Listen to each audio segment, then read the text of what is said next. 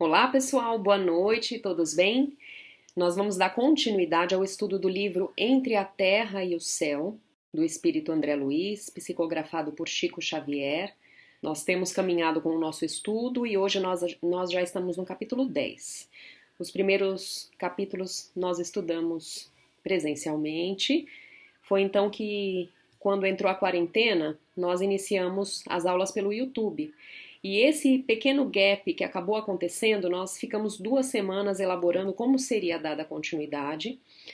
E, portanto, toda a programação das aulas ficou 2 semanas para frente, o que acabou proporcionando uma coincidência muito interessante. O capítulo 10, com esse pequeno atraso de 2 semanas, está sendo estudado agora, no dia 7 de maio, que é a nossa última aula antes do Dia das Mães. E é um capítulo que fala muito da função de uma mãe, da infância, né, de como nós tratamos as crianças quando estamos aqui encarnados, né, como a infância é tratada no nosso planeta. Então, acabou que esse pequeno atraso em função da quarentena nos proporcionou aí uma mudança muito interessante de datas e nós vamos estudar hoje, então, esse capítulo que fala sobre a mãe no nosso planeta. Então, vamos lá. Para que a gente comece, eu gostaria de relembrar alguns últimos capítulos. André e Hilário demonstram para Clarence uma vontade de querer ajudar, né? Eles se interessam pelo caso que nós temos acompanhado, né, da Zulmira e da Odila. E então Clarencio sugere que antes que eles comecem a trabalhar e a ajudar esse grupo familiar, que eles conheçam um pouco melhor, um pouco mais de perto, os outros personagens que estavam envolvidos nessa história, como, por exemplo, o pequeno Júlio, que, como vocês lembram, é uma criança que desencarnou e causou toda aquela polêmica que nós estamos assistindo, né, da Odila obsediando a Zulmira. Então, o que Clarencio sugere? Júlio estava internado num lar para crianças desencarnadas no plano espiritual, e ele traz então como ideia que eles se encaminhem para esse lar. A irmã Eulália, que já ajudava esse núcleo familiar, teria que levar 2 outras mães para visitar os seus filhinhos desencarnados durante o sono neste lar. Clarencio fala então para que André e Hilário substituam a Eulália e possam então ir a esse lar onde essas 2 outras mãezinhas iriam visitar seus filhos e onde também estaria Júlio. E daí nós vemos que André e Hilário acompanham esse percurso, né, esse caminhar até o lar da bênção, que é esse local onde se encontravam as criancinhas desencarnadas, caminhando e também levando essas outras 2 mães, né, Antonina, que nós acompanhamos um pouquinho mais de perto, e uma outra mãe. E quando eles então chegam no lar da bênção, um lugar cheio de crianças, né, com vozes de crianças brincando, eles ficam sabendo, né? Coloquei aqui algumas ilustrações. Eles ficam então sabendo que Júlio, por ainda estar numa situação de desequilíbrio, não está internado ali junto com as demais crianças, ele está num outro local, que é a casa da irmã Blandina. Então, ele ainda estava se recuperando de tudo isso, né, da morte repentina que ele havia tido, e que, portanto, Clarencio, com seus 2 aprendizes, André Luiz e Hilário, deveriam ir para o lar da irmã Blandina. Enquanto isso, as outras 2 mães já estavam se encontrando com seus filhos. E aí, ao longo do capítulo 10, a gente vai ver esta jovem chamada Blandina e todo o conhecimento que ela possui, né? E ela está ali atendendo justamente os casos que requerem um cuidado a mais, né? Então, nós acompanhamos ao longo do capítulo 10 ela tirando dúvidas do André e do Hilário, com muita propriedade, com muita tranquilidade, né? Então, antes que nós entremos em todas essas informações que ela vai passar para o André e para o Hilário, nós gostaríamos de traçar um perfil desta jovem, conversar um pouquinho sobre quem é a Blandina. Então a gente vai vendo que ela é uma pessoa que, na forma de falar e de ensinar o André e o Hilário, ela é muito simples e muito clara na forma de se expressar, né? Ela explica com bondade, sempre com um olhar amoroso, né, os casos que ela vai exemplificando sobre crianças e etc. Ela tem um domínio sobre todo aquele assunto, é uma pessoa que compreende muito bem o como se tratar da infância, inteligente, profunda conhecedora, né, sobre os assuntos da infância e ao mesmo tempo sempre muito delicada, discreta, graciosa. André e Hilário fazem muitas perguntas, ela sempre exemplificando. Em alguns momentos, Clarencio também faz os seus apontamentos, mostrando todo esse trâmite que ela tem com o assunto, né? E também bastante afetuosa na forma de falar sobre a infância. Então, André Luiz, observando, né, uma jovem com tanto conhecimento, se questiona: poxa, ali naquele lar onde Blandina estava, também estava uma senhora que havia sido avó dela em outra encarnação, que se chamava Mariana. E aí ele pensou: por que será que à frente desses trabalhos tão graves não se encontra a Mariana, né, que é uma senhora, talvez com mais experiência, com uma abordagem mais madura? Por que Blandina, né? E então a gente vê a explicação. Ele se dirige a Blandina com essa questão e ela então fala: bom, eu tenho enormes dívidas no pretérito com crianças. Então, neste momento, eu estou aqui justamente transmitindo todo o meu afeto, todo o meu conhecimento para amparar essas crianças, né? Havia um motivo, portanto, para todo esse interesse que ela tinha em auxiliar a infância, em receber todas aquelas criancinhas que desencarnavam com tanto amor, com tanto desprendimento de si mesma. E aí ela conta, inclusive, que na última encarnação ela tinha sido casada e não tinha conseguido ser mãe. Então a gente percebe ali um exemplo muito claro de como funciona a justiça divina, né? Então, se em algum momento, num passado muito distante, Blandina havia cometido algum tipo de erro em relação à criança, alguma criança que ela porventura tenha sido responsável, ela tenha causado algum dano, ou seja, o que for, nesse momento do livro a gente não sabe maiores detalhes. De qualquer forma, ela tomou consciência do seu próprio erro, está refazendo o seu caminho, né? Então, ela está ali justamente disposta a fazer essa reconstrução de um erro do passado, transmitindo o seu afeto, o seu amor, ganhando conhecimento sobre todos os assuntos relativos à infância, e em especial essas crianças que vão desencarnando com problemas, com desequilíbrios, né, como o próprio Júlio. E ela está ali justamente já com a sua vontade dirigida para o refazimento dos seus atos errôneos do passado. Tanto que, na última vida, ela já busca, a vontade dela, o desejo dela era ser mãe e ela se frustra, ela não consegue ser mãe. Então a gente percebe que ela já está ao dispor da solução do erro que ela cometeu no passado.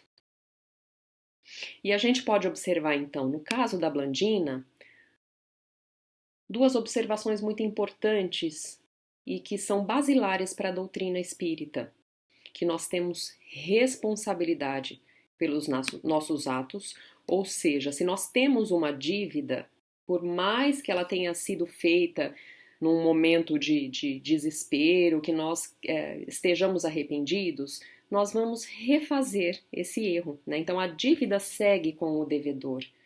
Então, assim, cabe à própria pessoa resolver aquela atitude errada, aquele prejuízo que ela causou a alguém.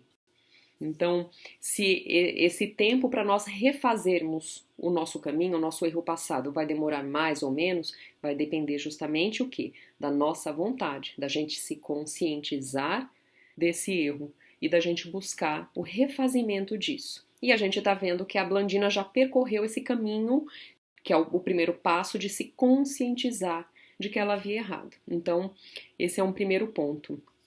E um segundo ponto que a gente enxerga aqui é o seguinte: a oportunidade para esse refazimento, para essa renovação, para essa reconstrução daquilo que a gente fez e que foi um erro, um engano, uma escolha mal feita, o que quer que seja, sempre as portas estarão abertas, essa oportunidade sempre é presente. Né? Deus sempre está amando os seus filhos, dando a oportunidade para que a gente refaça os nossos caminhos para o bem. Então, esse recomeço depende da nossa, muito mais da nossa vontade do que qualquer outra coisa, da nossa conscientização para reparar o que nós fizemos de errado e procurar definitivamente o caminho do bem. E é exatamente o que nós vemos nesse capítulo 10, com essa conversa entre André e Hilário em relação à história específica da Blandina. Bom, terminamos de traçar aqui alguns comentários a respeito da nossa querida Blandina, e agora a gente vai relatar as informações que ela passou para André e Hilário, que em muitos momentos, como a gente disse, são pontuados também pelo ministro Clarencio. Ela vai falar basicamente das crianças desencarnadas, que é a experiência que ela tem ali na recepção dessas crianças, né? Ela conta, por exemplo, que as crianças desencarnadas, na maioria das vezes, né, sempre dispõem de pessoas que vão amar, que vão lhe seguir de perto. Então a gente observa que nesse lar da bênção, nós acompanhamos duas mães, né, a Antonina e a outra mãe, chegando durante o sono, né, elas saem do seu corpo e saem em direção ao lar da bênção para visitar os seus filhinhos. Então, muitas crianças possuem pessoas que as visitam, que as acompanham, que as aconchegam durante o sono, que são os familiares. Mas, por exemplo, a gente sabe e vê nesse capítulo e no capítulo anterior que o próprio Júlio não teve condição, né, a sorte de ter a mãe nesse momento, porque Odila ainda se encontra em muito desequilíbrio. Então, o próprio Júlio, no capítulo anterior nós vimos, ele chora que ele quer voltar para casa, ele não compreende o que aconteceu com ele chora, ele grita, e Clarencio inclusive dá um passe para acalmá-lo. No entanto, se Odila já tivesse melhores condições e pudesse visitá-lo, seria mais uma forma de ajudá-lo, né? Aconchegá-lo, acalmá-lo, para que ele aos poucos recobrasse a sua consciência. Nesse momento ele não pode. Né? Então, ela comenta que a maioria das crianças acabam tendo ali familiares, né, por perto. Muitas dessas crianças estão à espera de novas encarnações para conseguir refazer os seus caminhos. Então, eles são pequeninos, a gente costuma enxergar a criança quando desencarna com poucos anos de vida. Existe um senso comum de que são anjinhos, de que eram puros, porque sofreram, às vezes, com uma doença ou com um acidente muito grave, né? Mas alguns passaram por essa experiência de ter poucos anos de vida numa encarnação, justamente porque precisavam, porque possuíam grandes desequilíbrios para serem resolvidos. Então, essa programação deles terem vindo e passarem por uma encarnação mais curta faz parte de toda uma programação para que eles recuperem, né, o seu equilíbrio. Então, ela dá um exemplo. Há pessoas que abusam da inteligência, são ambiciosas, vaidosas, muito voltadas para a vida material, para as conquistas da vida material, influenciam negativamente as pessoas que estão ao redor, né, durante a encarnação. E aí, quando eles desencarnam, quando morrem, vão precisar passar por um período de purgação, que vai ser mais ou menos curto, dependendo da conscientização desse espírito. E quando eles, então, recebem a abençoada oportunidade de voltarem a encarnar, muitas vezes eles vão ter como foco principal se desvencilhar dessas energias negativas, inferiores, que eles amealharam para si mesmos, diante dos erros que cometeram, dos desvarios, né, do excesso de vaidade. Então, essa encarnação mais curta vem para reestabelecer algum equilíbrio, e muitas vezes é um processo lento que não vai se resolver em apenas uma, mas em muitas encarnações, né? E poucas crianças renascem, reencarnam para viver poucos anos e já possuem condições, já possuem luz própria e justamente reencarnam com a missão de desencarnar precocemente, crianças ainda, com a função de despertar os familiares, as pessoas que vão ali sofrer a perda com a sua morte. Então, eles, através da dor da perda, esses familiares vão buscar explicações, vão se aprofundar muitas vezes na fé em Deus, na necessidade mesmo para acalmar a dor que eles estão sentindo, vão se esforçar para buscar o entendimento, a crença em algo que lhes acalme. Né? Então, muitas vezes, aquela perda de um filhinho ou de um neto, né, um sobrinho, vai despertar toda uma família para uma fé em Deus, né? Para buscar explicações racionais de como que, aonde está o meu filho, né? Para onde ele foi?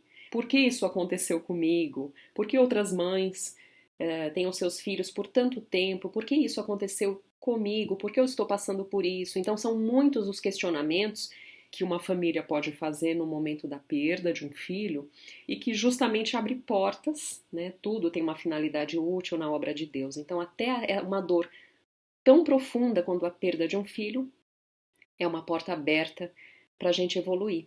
Né? Se nós lembrarmos que nós somos espíritos eternos e temos toda uma jornada para percorrer, a perda do filho em uma encarnação torna-se algo rápido, é uma lição necessária e nós vamos nos reencontrar sempre todos, né? Então a gente acaba aprendendo a transcender essa dor através do entendimento e da fé em Deus. Né? E aí ela continua com outros exemplos.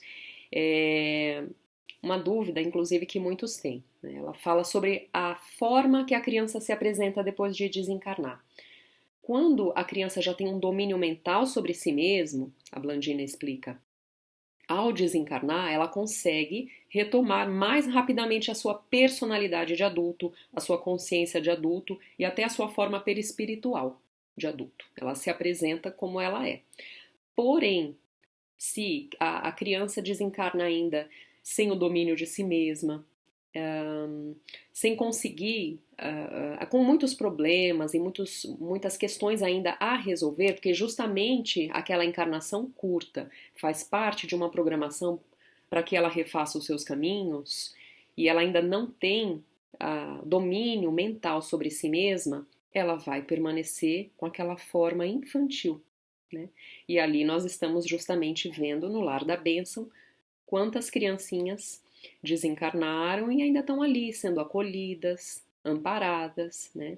Então é muito importante também a gente observar como na obra divina todos, não importa em que condição estejam, sempre são acolhidas, né, com amor, com compreensão a respeito daquele momento, daquela condição espiritual que você apresenta. Então, justamente a importância de locais como o Lar da Bênção para acolher essas crianças. E quanto tempo então demora nessa forma infantil o espírito que desencarnou? Vai depender justamente da aplicação desse espírito no seu aperfeiçoamento moral, né, a busca do entendimento, da paciência. Então, isso sempre, como em todas as lições que nós vemos nos livros de André Luiz, vai depender da força de vontade, da aplicação de cada um de nós. E eles chegam, inclusive, a perguntar, né, André e Hilário, sobre, os dois foram médicos, né, as crianças que desencarnam através de doenças muito graves, né, quer dizer, tão pequenos já sofrem em hospitais, internados. Isso também é uma imensa lição para a família, né, porque nós vemos tantas crianças, né, no mundo brincando, indo para a escola e de repente a família tem que acompanhar um filho que não está tendo direito, entre aspas, de vivenciar todas essas alegrias da infância. E está ali internado no hospital com uma doença gravíssima. E o próprio Clarencio explica que são, obviamente, necessidades daquele espírito para que ele refaça os seus caminhos para o bem. Então, o próprio espírito vai atrair para si mesmo as moléstias que se façam necessárias para que ele aprenda as lições que tem que aprender. E aí nós vamos trazer aqui um trechinho de Pensamento e Vida no capítulo que se chama Berço, que fala exatamente disso. Olha só.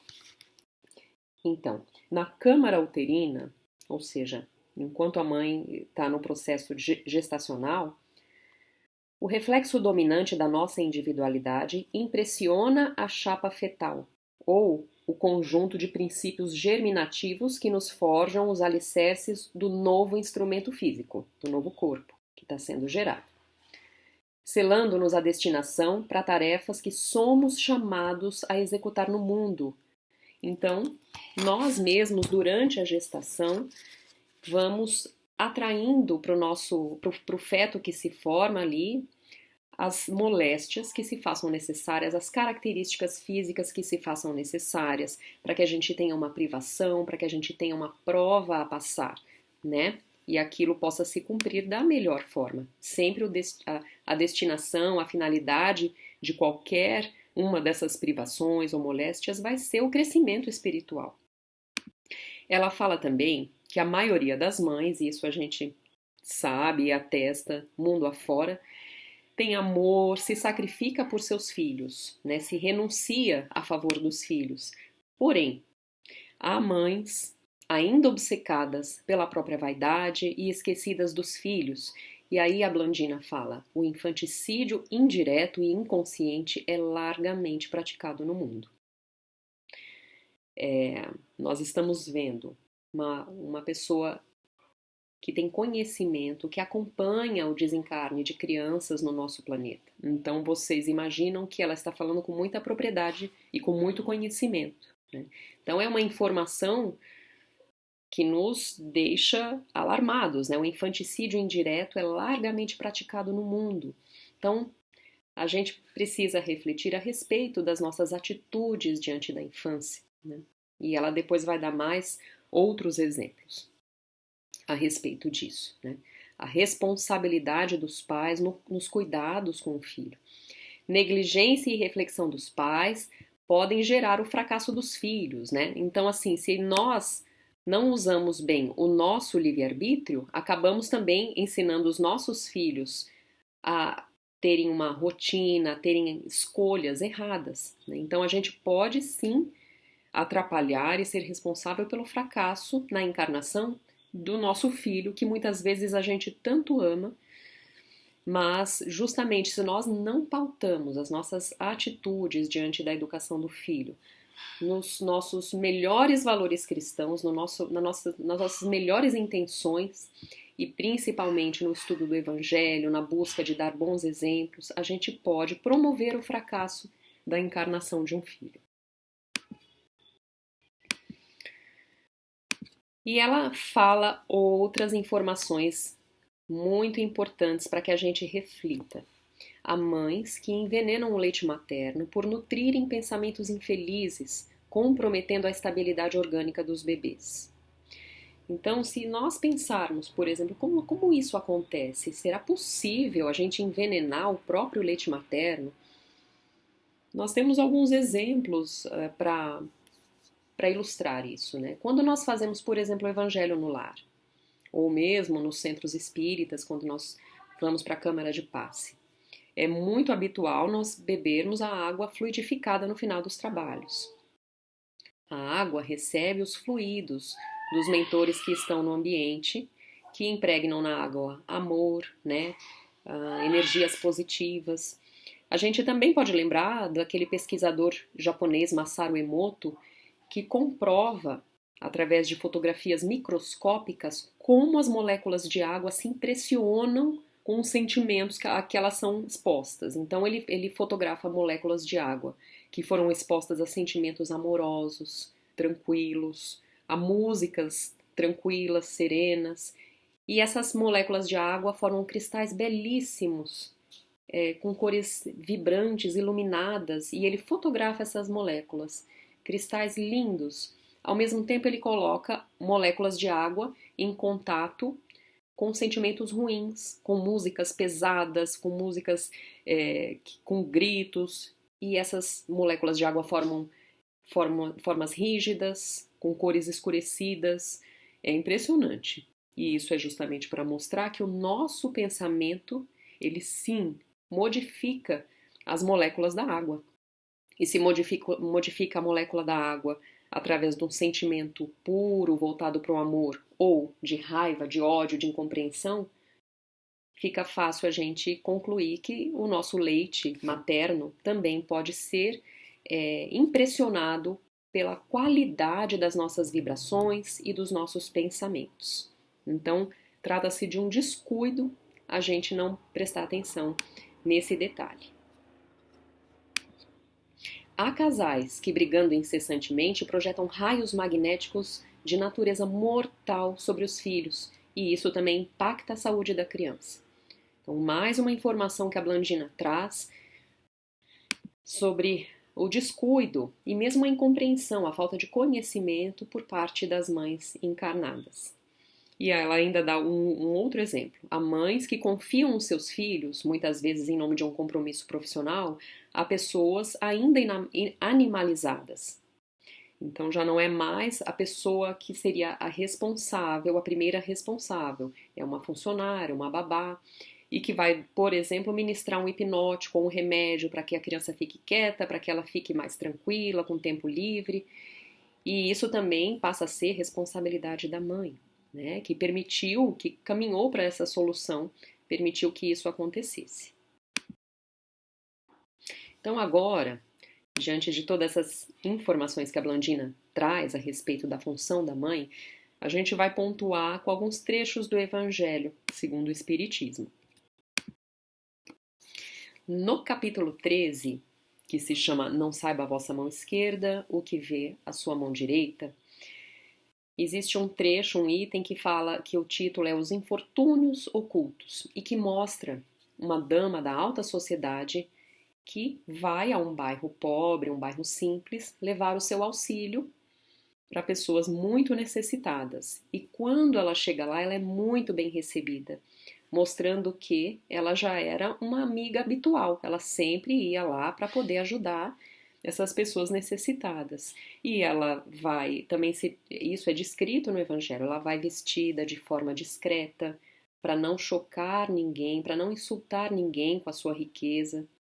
E ela conversa com todos com muita amizade. E ao final também dizem, né, que esta dama da alta sociedade leva a sua filhinha junto, para que a filha assista e para que a filha também entenda que ela pode ajudar através do seu próprio esforço. O que a gente gostaria justamente de chamar a atenção aqui, diante de tudo que a Blandina conversou com o André e com o Hilário? A função da mãe não é só prover a alimentação, prover estudo, pensar no lazer do filho. Nós temos como principal objetivo, quando Deus nos confia um filho para que nós cuidemos, Ele está confiando um Espírito eterno, um filho dele, né? Somos todos irmãos em Deus. Né? Então, quando Ele nos permite sermos pais durante uma encarnação de uma pessoa, de um espírito, nós temos que encarar essa função com muito amor. Lembrando que o nosso objetivo principal é auxiliar, orientar esse espírito para o bem, amá-lo, ampará-lo, sem dúvida, mas orientá-lo para o bem. Para que ele tenha a encarnação mais produtiva possível, que ele consiga realizar tudo o que ele veio realizar, tudo que foi planejado para que ele realizasse. Então, isso inclui os bons exemplos que nós temos que dar, como essa passagem do Evangelho mostra, nós ampararmos e orientarmos quando o filho comete algum erro ou demonstra uma má tendência, então é nossa responsabilidade estar observando esse filho, instruindo, né? Então aqui no capítulo 14, Honrai Pai e Mãe, justamente fala disso. Façam como o bom jardineiro, que corta os rebentos defeituosos à medida que os vê apontar na árvore. Então, o pai e a mãe devem estar atentos, observando as más tendências que devem ser orientadas, reorientadas para o bem. Afinal, cada reencarnação ela é permitida por Deus com um planejamento de permitir a evolução desse espírito, né? Então, pais e mães devem justamente estar conscientes disso e auxiliar ao máximo, com o máximo de amor, para que isso se confirme.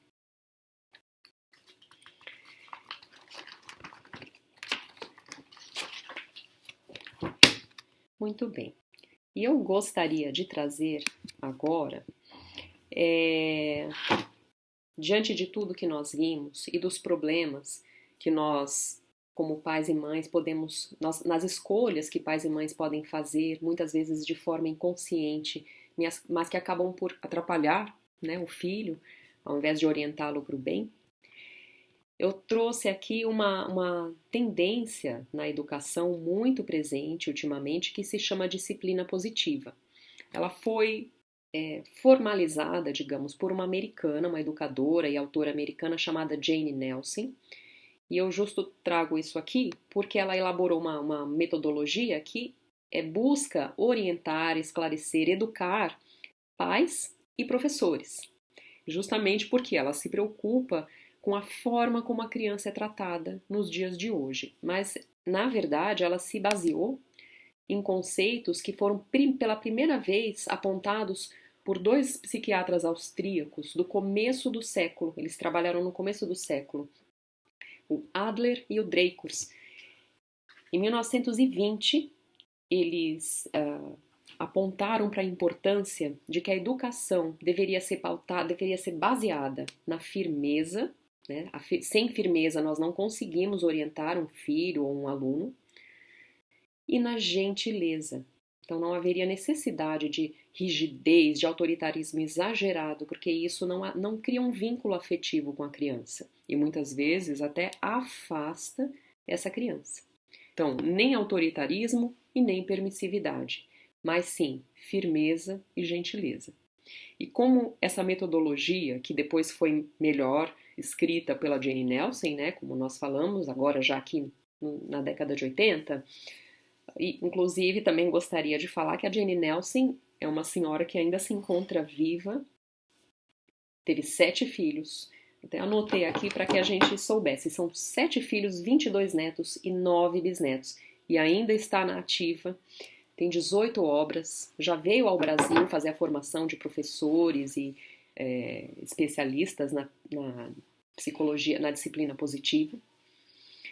Então, Jane Nelson estabeleceu e formalizou isso e divulgou para o mundo todo através dos seus livros nos anos 80.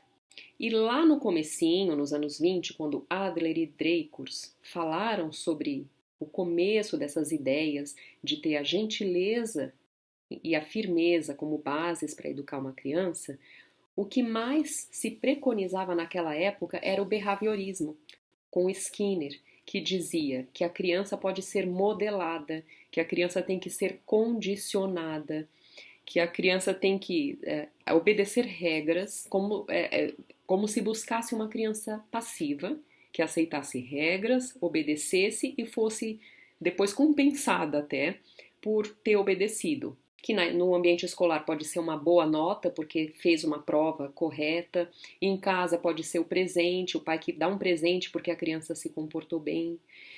Então, Adler e Dreikurs viram que esse sistema de compensação não educava, não proporcionava uma verdadeira educação.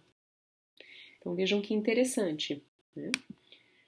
O excesso de autoritarismo, a rigidez, acaba gerando essa dicotomia entre castigar, punir a criança que não se comportou bem, ou, se ela se comportou bem, dar uma recompensa, né? Que, como a gente disse, pode ser uma nota muito linda no boletim, ou, enfim, um presente que o pai e a mãe prometeram. Não que isso seja errado, mas ele promove uma educação incompleta, né? Uma assimilação muito, talvez, distante do que nós queremos das regras que a gente quer passar. Então, se a gente faz com que a criança entenda com o coração, a gente está ensinando melhor do que só condicionar um comportamento, um bom comportamento. Então, do mesmo jeito que eles criticavam o excesso de autoritarismo, criticavam também a permissividade. Por quê? Porque se esse pai e essa mãe dão muitos mimos, né? Tudo que a criança quer, todos os brinquedos, todas as exigências dessa criança vão sendo atendidas porque os pais não suportam ver a criança se frustrar. A gente cria uma personalidade extremamente dependente dessa compensação, desse elogio, dessa obtenção do prazer, dos desejos que ela gostaria de obter sem nenhum esforço.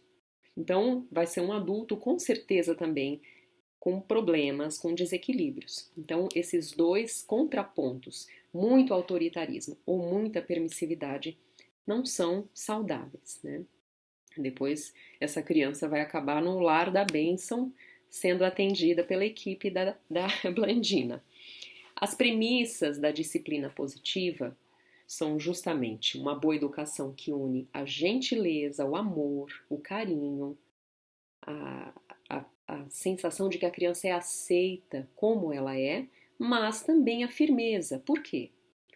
O porquê firmeza? Porque nós temos valores que precisam ser respeitados, regras, princípios que aquele adulto que a conduz, que a orienta, sabe que são corretos. Então, gentileza e firmeza. Se nós observarmos como os mentores nos acolhem, né, nos livros de André Luiz nós temos inúmeros exemplos, é exatamente assim. Né? Eles sempre acolhem aquele espírito que quer procurar o caminho do bem, mesmo que tenha feito muitos erros, muitos enganos, tenha ocasionado sofrimento a outras pessoas. Então existe uma gentileza, um amor no acolhimento de todos nós, mas firmeza, né? São inegociáveis os valores cristãos. E outra premissa é o elogio versus o encorajamento. O elogio por si só, não que ele seja errado, mas quando o pai ou a mãe elogiam muito o filho, eles podem criar até uma dependência desse elogio e se torna algo muitas vezes repetitivo, vazio, o que é diferente do encorajamento. Nas duas situações você está olhando para as coisas boas que o seu filho realiza. Só que quando você encoraja, você está reconhecendo o que ele faz de bom e literalmente empurrando ele para o caminho, para o trabalho, para a produção, para a atuação na vida. Né? Então, assim, é diferente você simplesmente elogiar, falar palavras para que ele se sinta feliz, para que ele se sinta valorizado, ou reconhecer essas mesmas qualidades de uma maneira ativa. Então, o elogio precisa ser, na verdade, transformado num encorajamento. Você reconhece as coisas maravilhosas que o seu filho faz, mas indica para ele o quanto que ele pode fazer no bem com essas características. Para encerrar esse assunto da disciplina positiva, nós trouxemos 3 frases muito bonitas da Jane Nelson, que, apesar de não serem frases ou pensamentos da doutrina espírita, mas falam a respeito da educação da criança. E como esse capítulo nós estamos falando bastante sobre crianças e erros cometidos pelos adultos em relação à educação dos seus filhos, vamos refletir sobre essas frases da Jane Nelson. De onde tiramos a absurda ideia de que para que as crianças se comportem, primeiro devemos fazê-las se sentir mal? Sabe aquela situação? Que coisa feia que você fez! Aquela necessidade que o adulto tem de primeiro mostrar que o filho fez feio, para depois falar o que ele tem que fazer para corrigir. Então, no fundo, a gente caminha para uma linha muito tênue que pode fazer com que o filho se sinta humilhado, ou até mesmo enraivecido contra esse pai, ou o adulto, o professor que esteja falando. Então, isso não é um método viável para educar. E mais uma vez a gente pode lembrar, os mentores, quando nós erramos, eles percorrem esse caminho para nos educar, né? Mostrar, fazer com que a gente se sinta mal porque errou? Muito pelo contrário. Eles nos acolhem. Nós erramos, às vezes, repetidas vezes o mesmo erro, cometemos o mesmo erro, e eles nos acolhem com amor, com compreensão, com firmeza, mas sem nos humilhar porque nós erramos. Outra frase. As crianças estão mais motivadas a cooperar, aprender novas habilidades e dar afeto e respeito quando se sentem motivadas, aceitas e amadas. Princípio básico da educação. A criança precisa se sentir amada e aceita, ela precisa ter certeza disso. E aí, quando nós instruirmos, dermos as regras, as boas regras para que ela siga, ela vai encontrar um sentido, ela vai encontrar um significado e vai se sentir motivada. E por fim, segue sendo o meu sonho criar a paz no mundo através da paz nos lares e salas de aula. Quando tratarmos as crianças com dignidade e com respeito e lhes ensinarmos as valiosas habilidades da vida para formar um bom caráter, elas derramarão paz no mundo. Então, como é importante nós sabermos acolher os nossos filhos, os nossos alunos, né, da melhor forma possível, né, plantando realmente dentro do coração deles a semente do amor, do respeito. Queria fazer mais uma vez um paralelo, né, com a forma, da mesma maneira que nós pensamos na nossa função de pais ou como professores também, no meu caso eu sou professora e mãe, a forma como nós temos que acolher e abordar e orientar essa criança podemos fazer um paralelo muito produtivo com a forma como os mentores nos acolhem, que eles estão hierarquicamente, espiritualmente superiores à nossa condição e eles vão sempre nos acolher com paciência, com compreensão. Então a gente pode se inspirar sim na forma como eles nos acolhem para também conseguirmos sermos pais e mães melhores. Eu separei aqui alguns exemplos. Por exemplo, o próprio Clarencio nós vimos na forma como ele, quando encontra Júlio, mesmo sabendo daquele passado delituoso, ele foi um suicida, ele, numa primeira tentativa de suicídio, foi salvo por amigos e continuou obstinado a se matar. Quando o Clarencio chega, ele chega amoroso, compreensivo, ele dá o passe.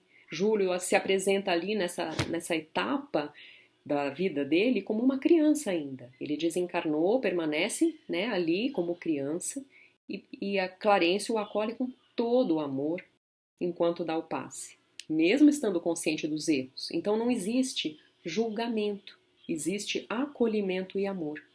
Ele não julga aquela criança pelas atitudes erradas do passado, né? Em Libertação, por exemplo, quando o Gregório, que era obsessor de Margarida, se não me engano, como que ele se liberta daquele ódio? Ele é afrontado por Gúbio? Não. Gúbio tem toda uma paciência, dá tempo para que Gregório se desenvolva, enxergue o que precisa enxergar.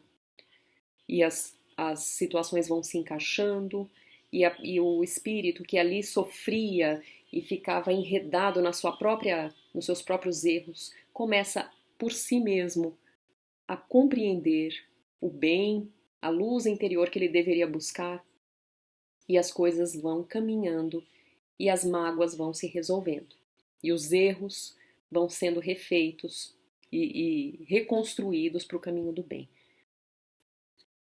No nosso último livro que estudamos antes da Entre a Terra e o Céu, nós vemos também, em Sexo e Destino, né? Nós vemos o Félix, também ao longo de todo o acompanhamento que ele dá a um núcleo familiar específico, as pessoas cometiam erros terríveis, né? Estavam ali um núcleo familiar de pessoas encarnadas e ao longo de todo aquele trabalho amoroso que ele faz, ele não julga os erros de ninguém, ele apenas acolhe, orienta e aguarda. E a própria pessoa encarnada, através dos acontecimentos da vida, do aprendizado que vai adquirindo, consegue reconstruir o seu caminho, lógico, sob a orientação daquele espírito que o acompanha. Aniceto em Os Mensageiros, outro exemplo que nós separamos, né? Ele repetidas vezes fala que para que a gente auxilie, a gente nunca deve julgar. Então, em Os Mensageiros, é a primeira vez que André Luiz, o primeiro livro da obra de André Luiz é Nosso Lar, Os Mensageiros é o segundo, e é justamente o momento em que ele sai para a sua primeira tarefa na crosta terrestre, junto com Aniceto. E com Vicente, se não me engano, o nome o aprendiz. O que a gente vê ali? Aniceto pede para que a cada etapa que ele fosse acolher e auxiliar as pessoas que eles estavam se ligando, ao grupo que eles estavam ligados, que nunca houvesse julgamento, que sempre houvesse apenas a vontade de ajudar. Alexandre, em Missionários, também, ele observa o centro espírita e mostra para André Luiz, que muitos dos médiuns que estavam ali trabalhando, aos olhos dos encarnados, os trabalhos estavam correndo em perfeita harmonia, mas muitos dos médiuns chegavam no centro espírita com profundos desequilíbrios. Larvas mentais em função de vícios na bebida, no sexo, na gula.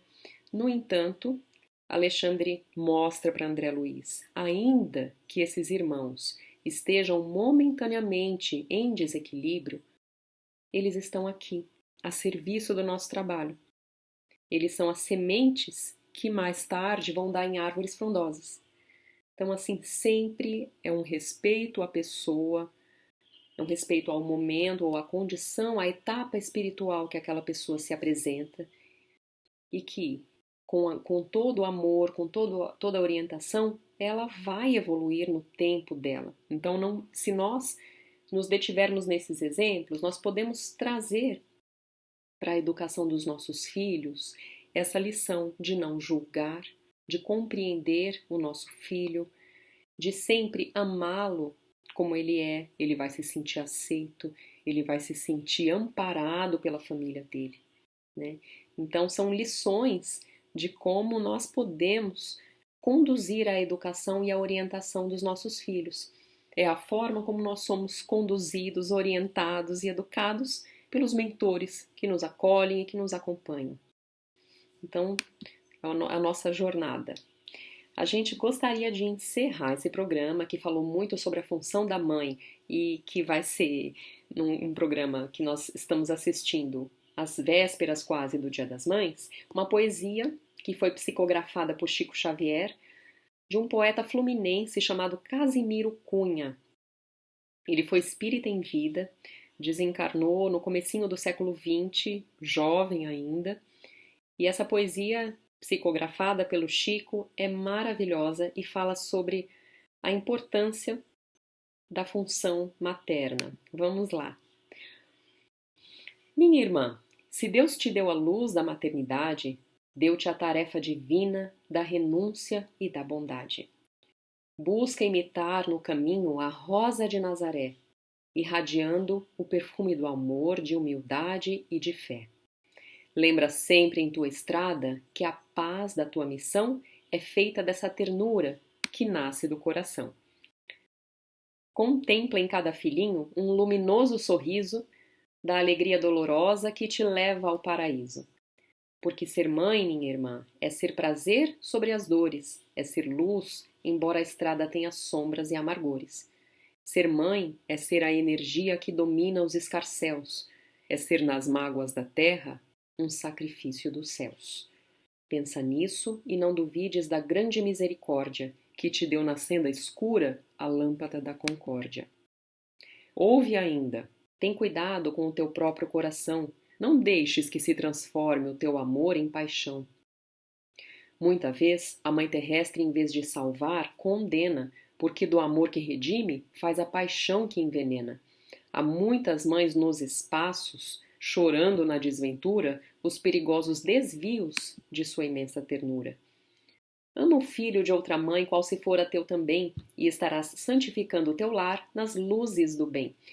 Castiga, amando o teu filho em teu carinho profundo. Prefere o teu próprio ensino às tristes lições do mundo. Recorda que está contigo a missão de renovar, de corrigir, perdoando, de esclarecer e ensinar.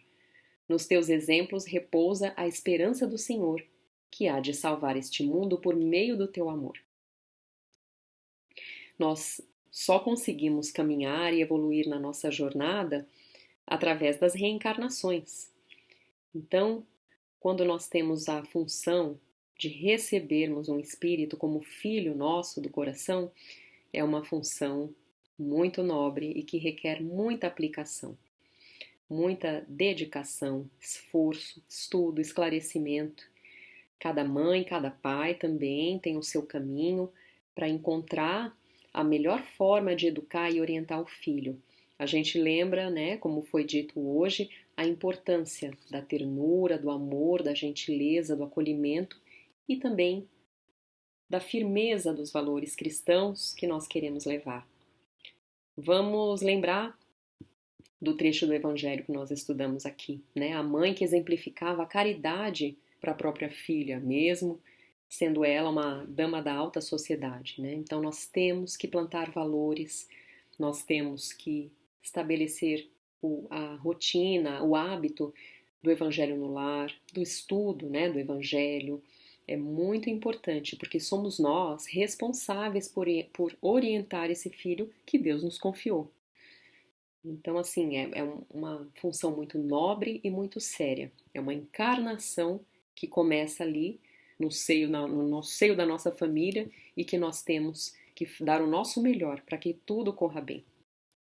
Então, um feliz Dia das Mães para todas as mães e avós que estejam assistindo essa aula e agradecemos a atenção de vocês e até a próxima semana. Muito obrigada!